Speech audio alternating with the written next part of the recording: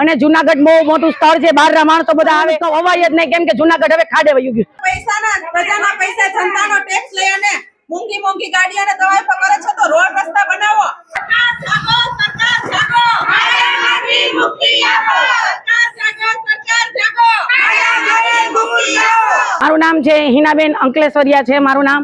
કેમ કે હું ઈ જ કહેવા માંગુ છું કે આ રસ્તા એક સારા કરી દો, કેમ કે જુનાગઢ ને કહીને તો ખાડે છે અને જુનાગઢ બહુ મોટું સ્થળ છે, બહારના માણસો બધા આવે, કેમ કે જુનાગઢ બહુ પવિત્ર ધામ છે, બહુ સારું છે, પણ જુનાગઢમાં હું એમ જ કહું હવાય જ નહીં, કેમ કે જુનાગઢ હવે ખાડે વયું ગયું. જુનાગઢ બધી બેકાર થઈ ગયું છે, કેમ કે આમાં કોઈ ધ્યાન દેતું નથી.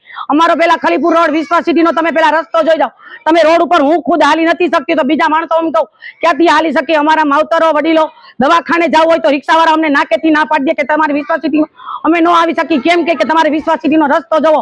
અમારા માવતર મરી જાય તો અમારે લાઈન ન લેવી, સરકાર અમને માવતર દઈ દે એ તો બહુ તો 5,000 25,000 રૂપિયો દઈ દેશે. અમારે સમજવાનું ખલીપુર રોડ નો અમારો રસ્તો તમે એકવાર જોઈ જાઓ. હું 2 વર્ષ પેલા પડી હતી અહીંયા, તો મારા હમણાં 3 દી પેલા જમ્પ ખરાબ થઈ ગયા, તો હું સરકાર મને 5,000 નો ખર્ચો દે ગાડી. મારા પગમાં લાગ્યું તો સરકાર હું નવો પગ દે. આ દીકરો છે 3 દી પેલા પડ્યો તો એને હાથમાં વાતડ થઈ ગઈ, સરકાર એને હું પૈસા આપવાના છે, તો પેલા અમે એમ જાગૃત મહિલાઓ અમે એમ જાગૃત થાય કે અમારો રસ્તો કરી દો. આ સ્કૂલ નું વાન નીકળે તો સ્કૂલ ના વાન વાળા છોકરા હેરાન થઈ જાય, તો અમારે હું આ બધું એમને જ રાખવાનું. અને મત જોતું હોય તો સરકાર કેમ થોડી ભાઈ સાહેબ બાપા કઈ મત લઈ જાય છે, તો જમણવાર 40,000-50,000 ના કરે, તો રોડ માં 40,000-50,000 નો ખર્ચો કરી દો ને, તો રોડ તો સારો થાય. ખાલી પબ્લિક હાલી તો હકે, અમારે જમણવાર જોતો જ નથી, અમારે રોડ સારો જોઈ, અમારે બીજું કઈ ન જોતું, અમે મંદિરે જઈ નથી હકતી. માથેથી બાળકી પડી હતી, ગાડી હાલી થતી ને બાળકી પડી, લોહીનું ખાબચું ભરાઈ ગયું, દવાખાને ઇમરજન્સી લઈ ગયા. બાળકી ને થયું તો એનો જવાબદાર કોણ હતું? કોઈ નટર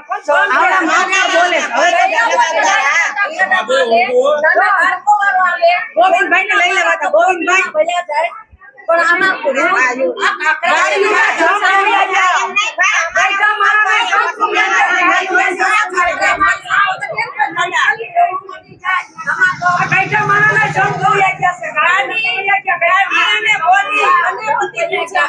અમારા બહેનોની ગાડી અને અમારા બહેનોનું બોડી બધું જ પતી ગયું છે. હવે જાગો તંત્ર, ખૂબ ઊંચું આંદોલન.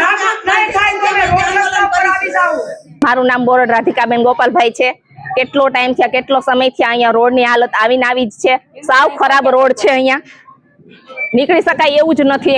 એમ માનું ને તો ભી ચાલે એમ નથી, ગાડી નીકળી શકતી નથી, કોઈ મોટું વાહન નીકળી શકતું. અહીંયા એટલો ખરાબ રોડ છે, આમાં કેવી રીતે અમારે નીકળવું? ક્યાં અમે હવે જો આ રોડ નહીં થાય તો અમે આંદોલન કરવા માટે તૈયાર છીએ. અમે કચેરી આવવાના ભી છીએ. 5 વર્ષથી કોઈ જોવા જ નથી આવતો. બધા વિડીયો ઉતારીને બધા એની રીતે વયા જાય છે, કોઈ આવતું નથી. કોઈ આવીને જોઈને વયા છે, પણ આમાં કઈ કાર્યવાહી તો કરાય કે નહીં?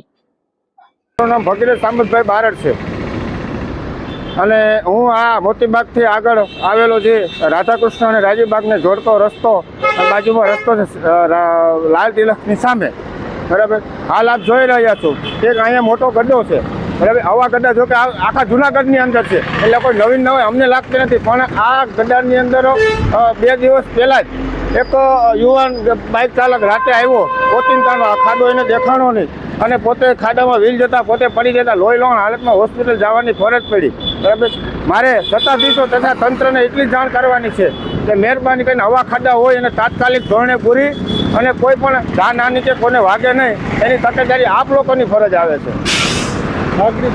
મારી માંગણી એટલી જ છે કે હાલની અંદર આવા ખાડા છે એને પૂરી ગયો, અને નહીં પૂરો તો અમે પ્રજા આકરે પાણી થશું.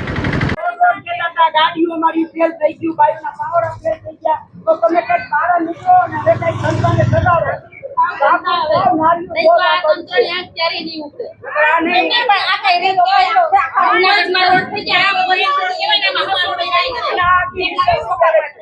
કેટલા છોકરા